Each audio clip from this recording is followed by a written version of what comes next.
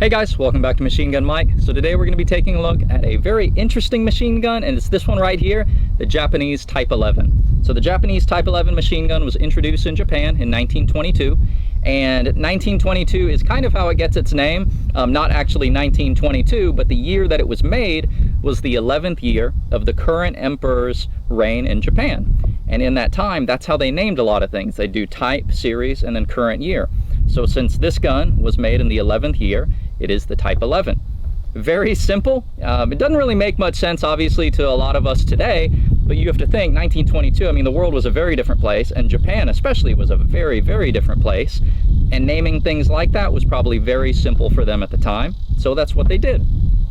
As far as this gun goes, it is chambered in 6.5 by 50 millimeter, which was also the same caliber used as their bolt-action rifle at the time. So that'll lead me to my next thing, which is this interesting hopper mechanism. So the fact that it used the same caliber as their bolt-action rifles, they ended up coming up with this feeding system. So it doesn't use a magazine, it doesn't use a belt. Instead, it uses a hopper feeding mechanism. And the idea was that, you know, the troops in the field would be given stripper clips, 5-round stripper clips, like normal stripper clips for every other country at the time.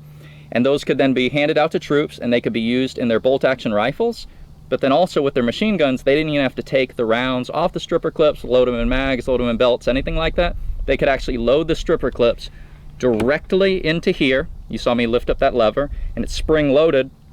And then you would close this down, and that would actually push the stripper clips down and feed the rounds into the gun. Super cool. It sounds ridiculous, and honestly, it is ridiculous.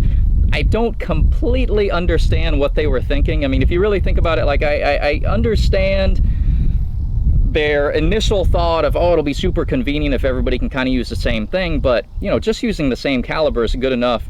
Making this feeding mechanism in a way honestly made things even more complicated, because this comes off, so what if you lost that? Then the gun won't even work. Or what if you didn't have enough stripper clips? What if you just had loose rounds? You needed to load them into stripper clips, you didn't have them. You really couldn't use this then either. And then also, magazines and belts had been around for quite a while at that time. Magazines worked just fine, belts worked just fine. So, you know, when you think about it like that, I don't really understand what they were thinking. And I'm always the first person to say hindsight's 20/20. You know, it's real easy to sit back here now, 100 years later, and judge. But I don't know, I really feel like if I was part of that design team back then and somebody was insisting on something like this, I might have been like, excuse me, you know. I think that we should maybe look at this whole magazine or belt thing. That really doesn't sound like a good idea. But you know what? At the time, nobody did that, and so we ended up with this.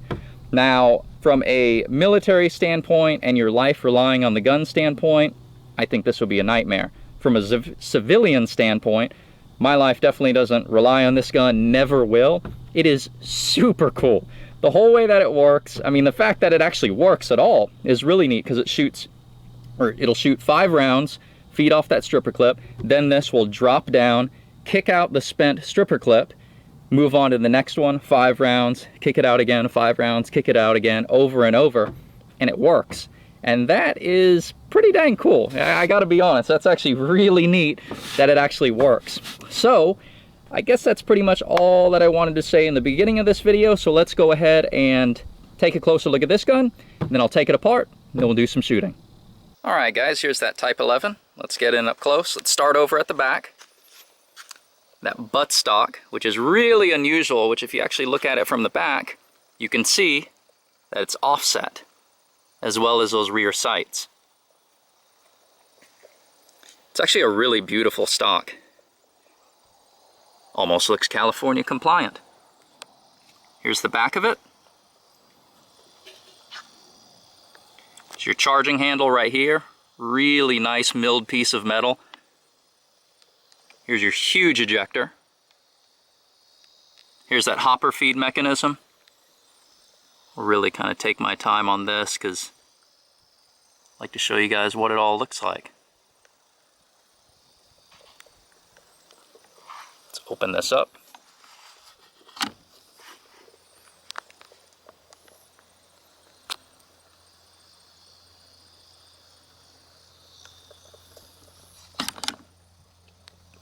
Here's the oiler. These guns did use oil to feed the rounds and extract them properly. Then here on the top,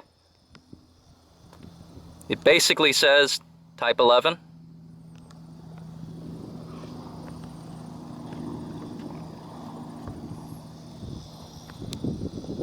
And then check out this barrel. Reminds me of a Colt Thompson barrel just on steroids. But so actually this isn't the barrel, I just lied. This is actually a barrel shroud that goes over the barrel. But check out all this, and it's not stamped. This is all machined. Again, you can really tell this was made in a time where they could afford to spend time and money doing things like that. There's the barrel. Here's a little dust cover. They were really into that. When I shoot it, that will actually be taken off. Super paranoid about shooting that thing off. There's that rear sight. All right, I'll go ahead and flip the gun around.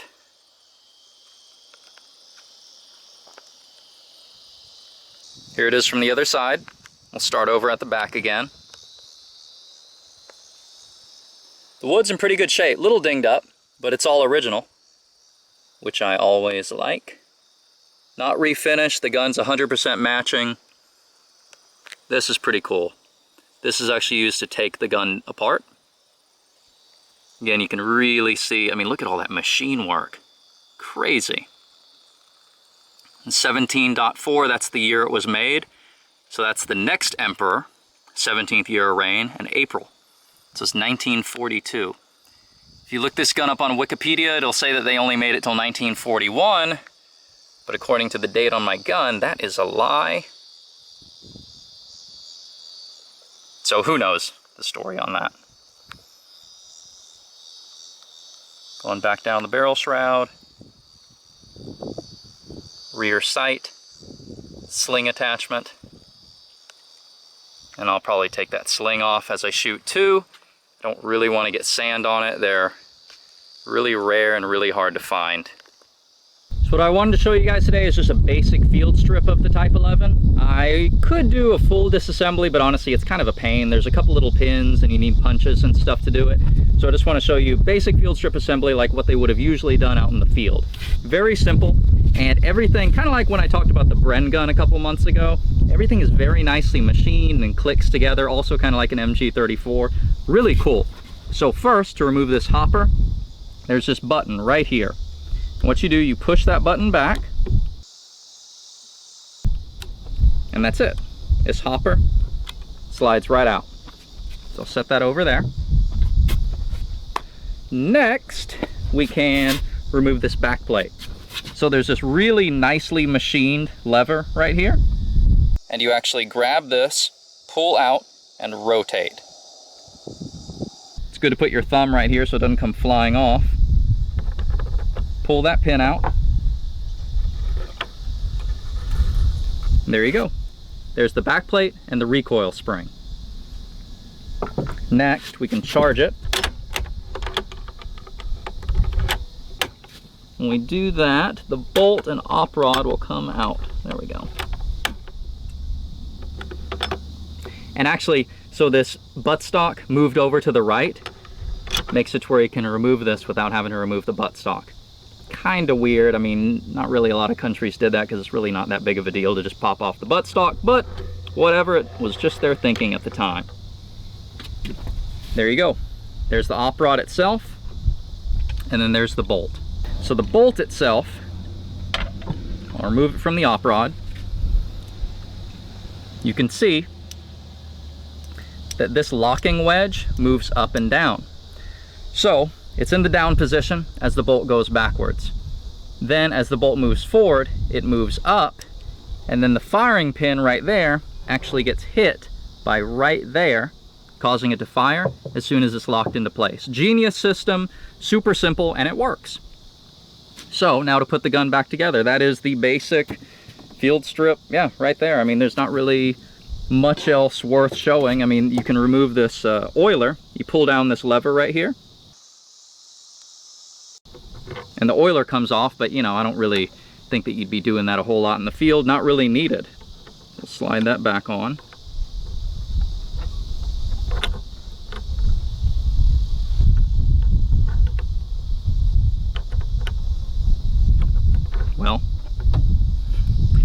the part that I shouldn't have taken off is now stumping me. There we go.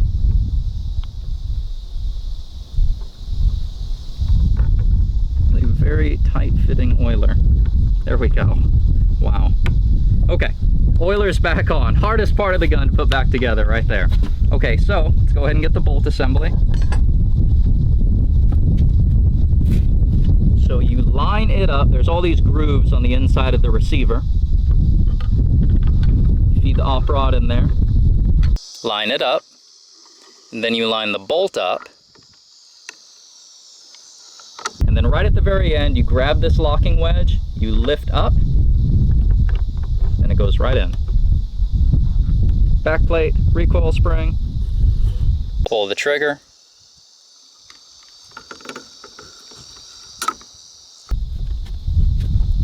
And then here's this very nicely machined takedown pin, really over the top.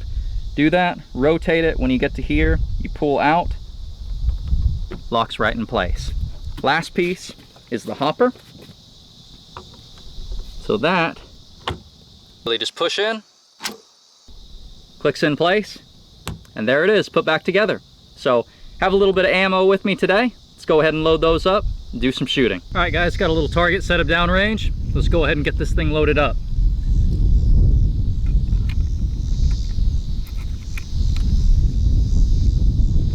You want to be real careful when you load it, because you can mess it up, then actually cause it to jam. Another reason why a magazine would have just been better. It is hot. I don't know if you can tell that through the video, but it's about 107 today, it said. So I am burning up. All right.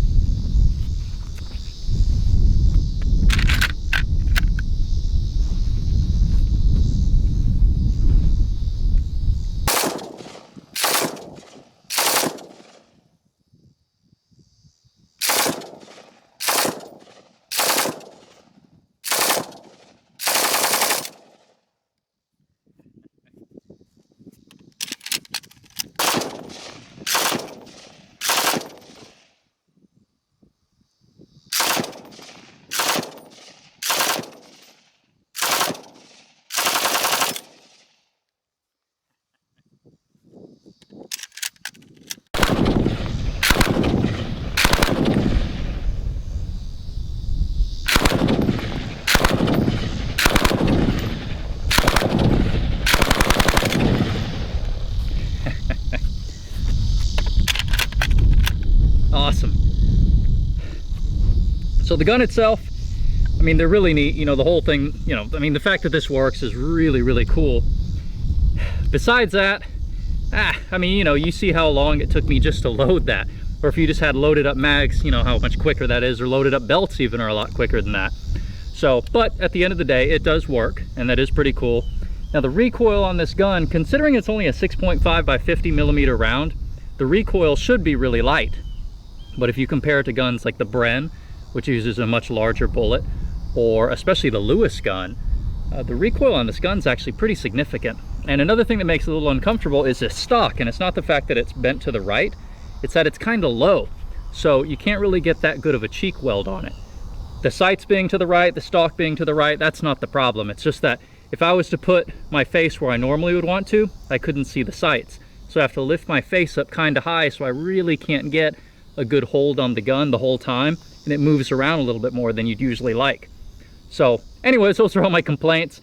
Super cool gun though. So let's go ahead and load up another hopper and then do some more shooting.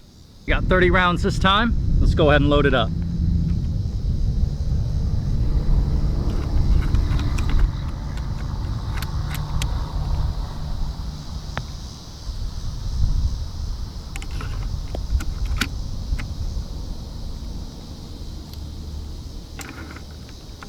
Such pain.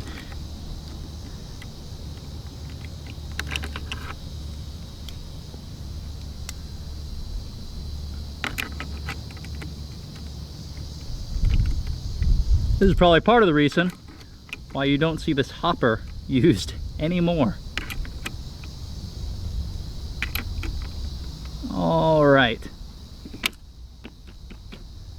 load it up.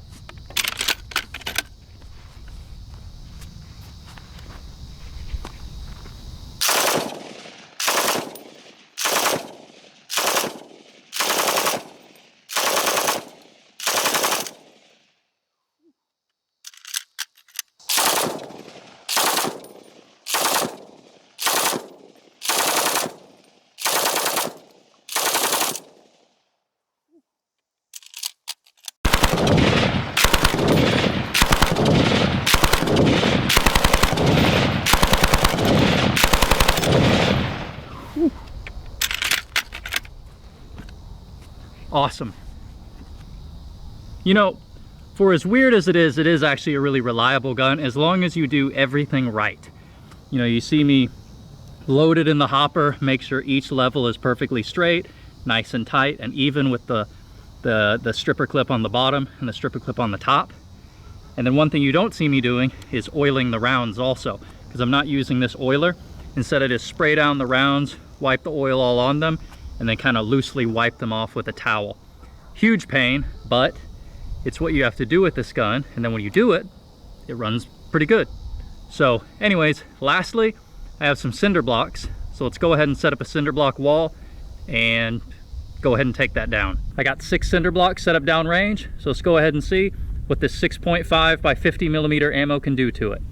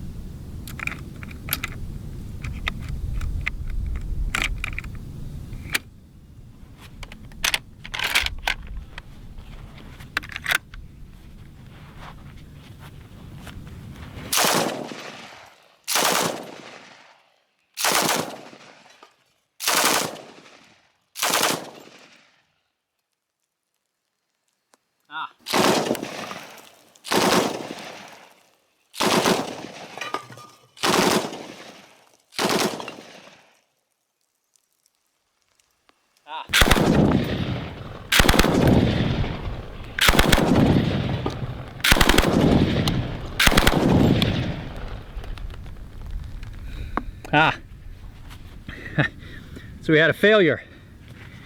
And you see when I load those stripper clips, I try to load them very carefully because this stripper clip was done and it tried to push it out the bottom and it didn't work. So probably my fault, but still, it's kind of one of the complaints about this gun, you know? So, go ahead and put the safety on, see what's going on. All right.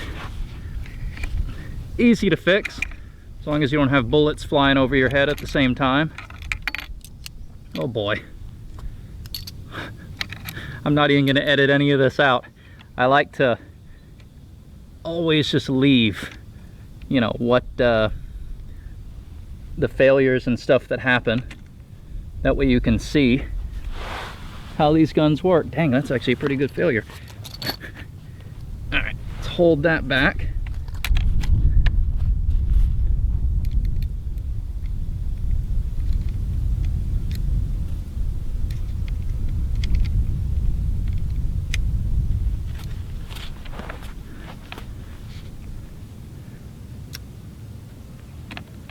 Everything is so hot.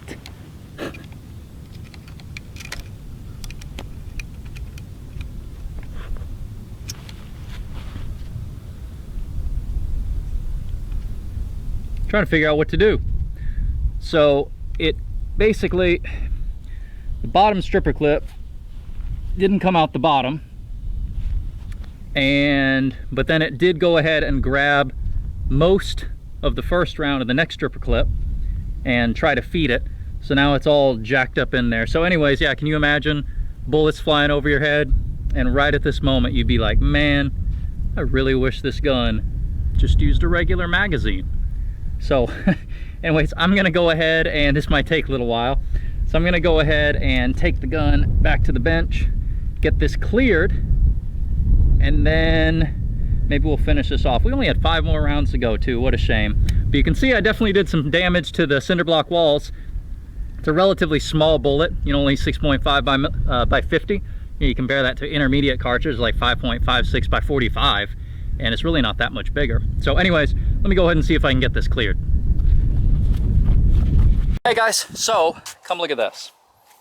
So I basically had to pry out the last stripper clip that was in there and all the 5 rounds that were in it. And then this lower stripper clip, there were 4 more rounds in there. I had to pop each one of them out from the top. And then look at this. It is completely jammed in there. Look at that failure. So, I mean, I can fix this easily, you know, not a huge deal. I just got to knock that out. We can continue firing, but this is a perfect example in a way that I prefer my guns to run 100%. But how perfect is this that, you know, the whole time I've been mentioning about the hopper system and how bad of an idea it is. And here you go. This is a perfect example. It's just too complicated. And the reason this happened is because the stripper clip that was below this one didn't come out all the way from the bottom. But this push, this lever, pushed this one down just enough to where it could start to feed that in, but it didn't feed it in all the way, and all it did is just cram it up in there. And I mean, if this happened and you were in the middle of combat, you're screwed. Totally screwed. So better grab that bolt action rifle that your ammo works with also. So anyways, I'm gonna go ahead and get this cleared real quick. Here's that round. Definitely banged up. So there you go. There's the internals, and actually I can show you how this works too while we're doing this. So the op rod actually pushes on this right here. And what that does, if you look inside, there it is popping up, pops up, drags a round over, drops down, goes back to the next round, pops up, drags a round over, goes down, and does it over and over. So this part, I mean, it's a little complicated, but it does work. It's just that it can't work if this is in the way, causing this to happen. So, yeah, that's interesting. All right, that was pretty lame. So I would definitely be dead if my life was relying on this gun at that time. But luckily, my life does not rely on this gun, and it's all good. So, there were 2 other stripper clips left. Really make sure these are loaded right.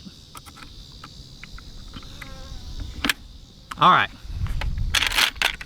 Let's see if we can finish off where we left off.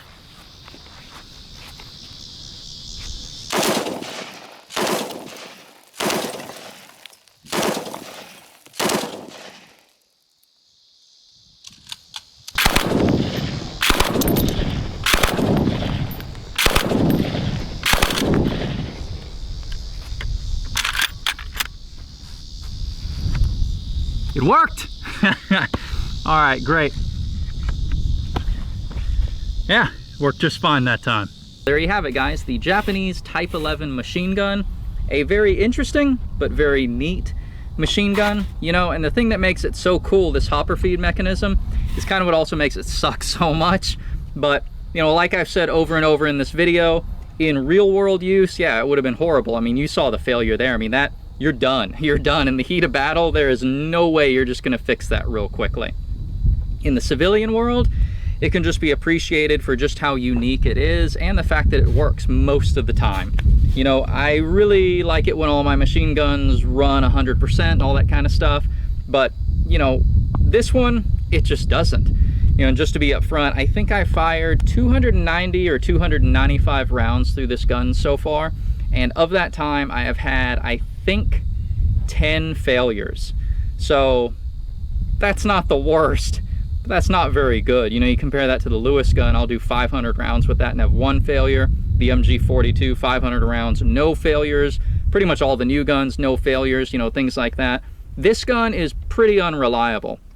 And I don't know if I mentioned this earlier, but it is all matching and original condition. So, I mean, if it's gonna run good, it should run good in this configuration.